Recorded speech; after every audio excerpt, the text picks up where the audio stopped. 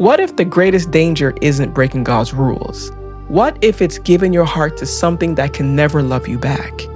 Many people see the Bible as a book of rules. Do this, don't do that, follow these commands, avoid those sins.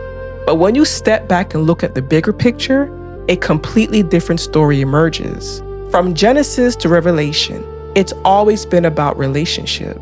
God never gave commands because he wanted control. He gave them because he wanted connection. Just as a loving parent sets boundaries to protect a child, God's commands were designed to protect what matters most, our relationship with him. That's why throughout Scripture, God compares his relationship with his people to a marriage, not a contract, not a business arrangement, a marriage. A relationship built on love, trust, loyalty, faithfulness, and commitment.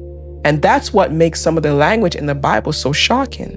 When Israel turned to other gods, God didn't simply call it disobedience. He called it adultery. He even called it prostitution. Why? Because from God's perspective, they weren't just breaking rules. They were giving their hearts to something else.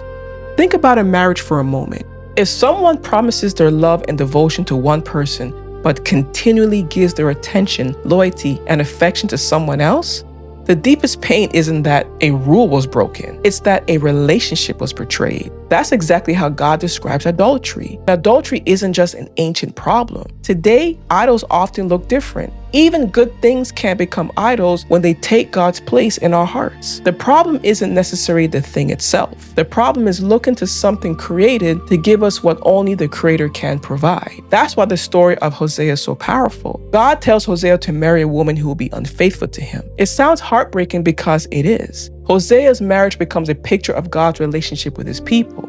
But the most incredible part of the story isn't the betrayal. It's what happens afterward. Hosea doesn't walk away. He goes after her. He buys her back. Think about that. The one who was betrayed pays a price to restore the one who betrayed him. That's the heart of God. A God who keeps pursuing. A God who keeps loving. A God who keeps calling us home. Maybe that's why God uses imagery in the first place. Not to show us how angry he is when we leave, but to show us how deeply he loves us while we're gone. Because the story of the Bible isn't about people desperately trying to find God. It's about a faithful God refusing to stop pursuing the people he loves. And perhaps the real danger isn't breaking God's rules. It's giving our hearts to things that can never love us back, while turning away from the God who never stopped loving us in the first place.